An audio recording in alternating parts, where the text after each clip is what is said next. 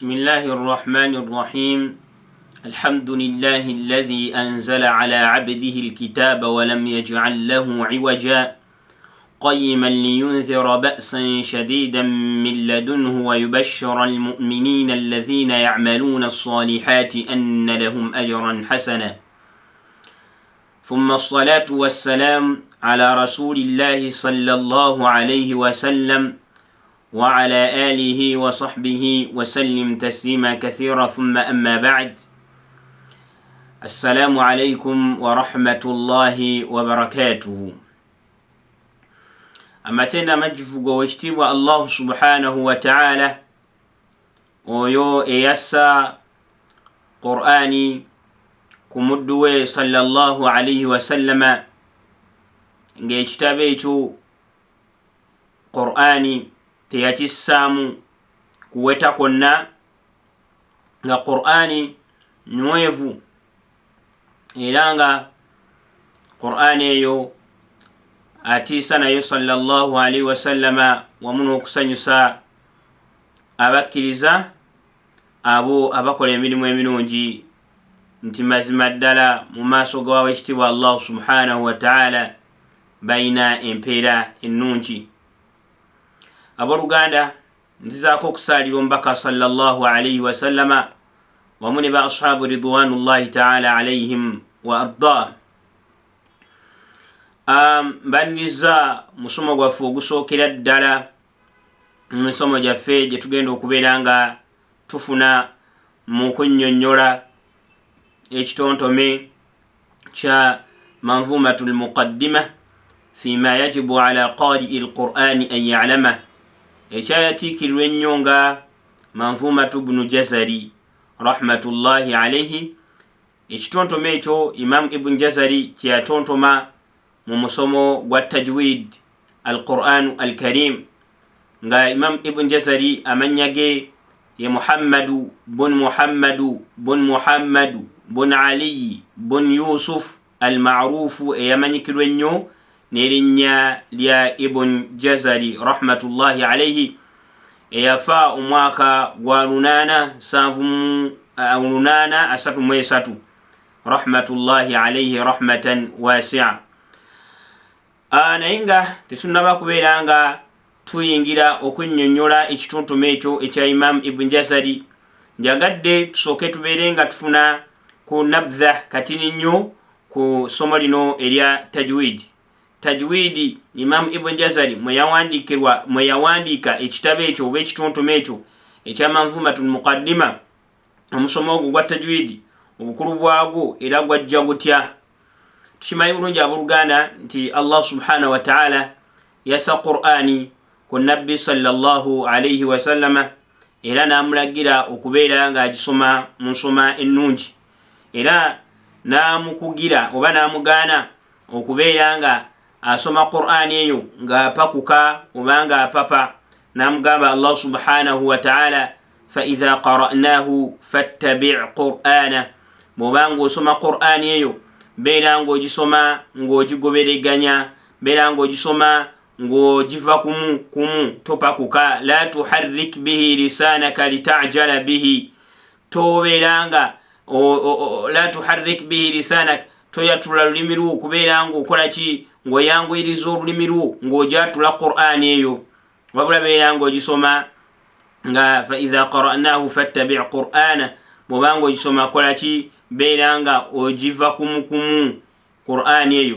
So ekigambo qur'ani abaluganda kiyitibwa okusomwa, kiva mu kigambo qara'a ekitegeeza okusomwa.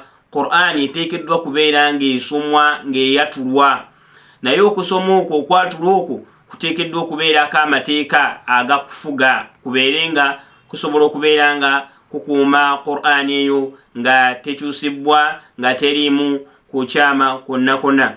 Ng'abamanyi baffe batugamba nti enjatuka oba alfaazun, enjatula y'ebigambo enjatula y'ebigambo la qalibul maani, yenkyusakyusa amakulu.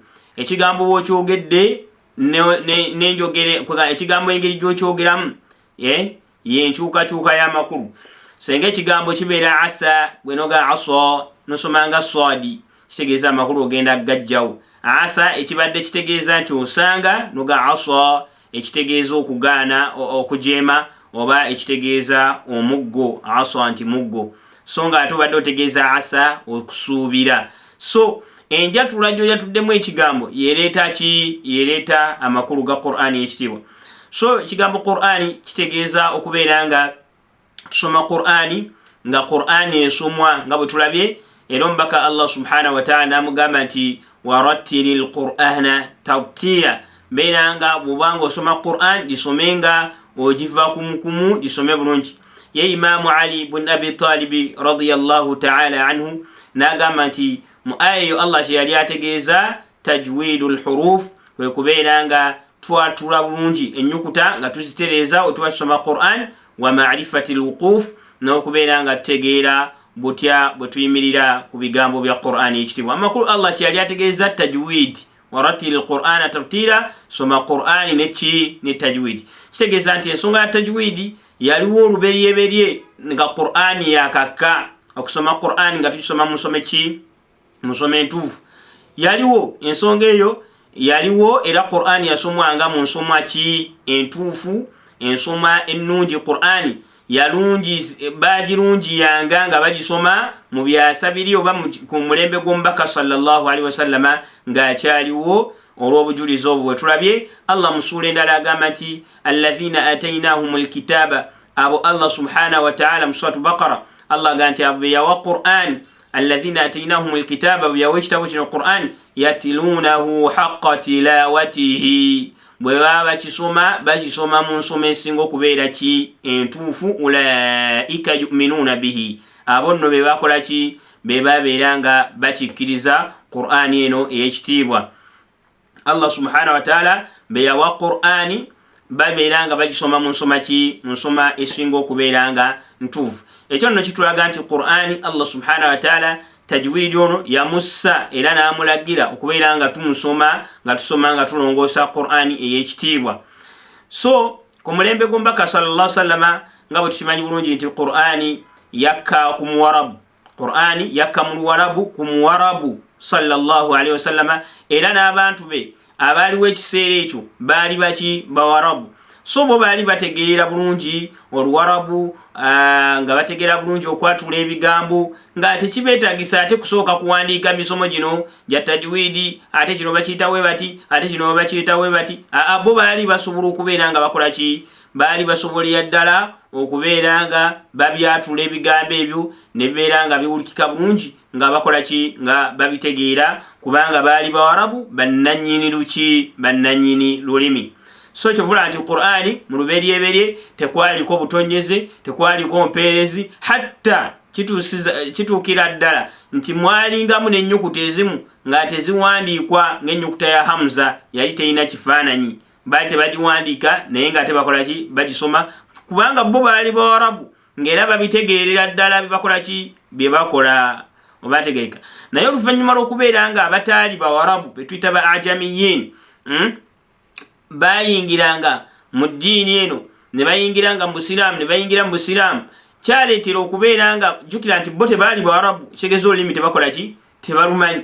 Kati ne bajja beesiŋŋaana nga basoma ebigambo nga si biweerere, naawe budala nange senga baba bakwadde ekigambo ky'Oluwarabu nga si kiweerere nga tekuliko fatiha kasira dhamma, osobola okukisoma nga bw'okoze eki bw'oyagadde. Ekigambo kisobola okubeera ahade noga uhudu oba ihidi oba ahuda shege, kubanga toli Muwarabu tobimanyi. Naye bo Abawarabu baali bakola ki? Babitegeera. Kati abataali Bawarabu bwe bayingiranga mu Busiraamu ne kibeera nga kyaleetera okubeera nga basobya mu Qur'an, olw'ensonga tekwali mu Qur'an ebigambo tebyaliko mpeerezi, tebyaliko butonyeze. Kati abamanyi baffe ne bajja mu asuru tadwin, mu mulembe gw'okubeera nga ogw'okuwandiika gwe tuyita asuru tadwin, mulembe gw'okuwandiika ne babeera nga batuwandiikira amateeka nga aga tajwid. Naye nga ku mulembe gw'omubaka sallallahu alaihi wasallama byali bisomebwa bulungi, era ruya nti kigambibwa nti hadithi ntuufu eva ku Abdullah ibn Mas'ud radiyallahu ta'ala anhu. Abdullah ibn Mas'ud yali asomesa Qur'ani Kufa, ng'alina abamu ku basajja basomesa Qur'ani ewa Kufa. omusajja najja n'asoma, yali asoma mu suratu Tauba mu kigambo aya egamba innama sadaqatu lilfuqarai walmasakin. Omusajja ye n'asoma bil mursala, n'asoma ng'akoleki nga agitemi, n'asoma harakati bbiri, innama sadaqatu lilfuqarai walmasakin.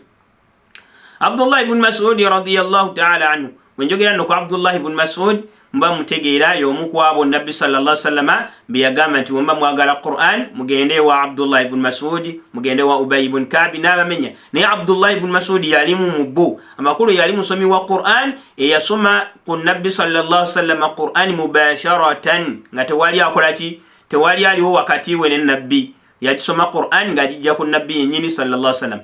Naye yali asomesa omusajja n'asoma innama sadaqatu lilfuqarai nga tawanvuyiza. Abdullah ibn Mas'ud yamugamba nti si bwatyo Nabbi sallallahu alaihi wasallam bwe yansomesa.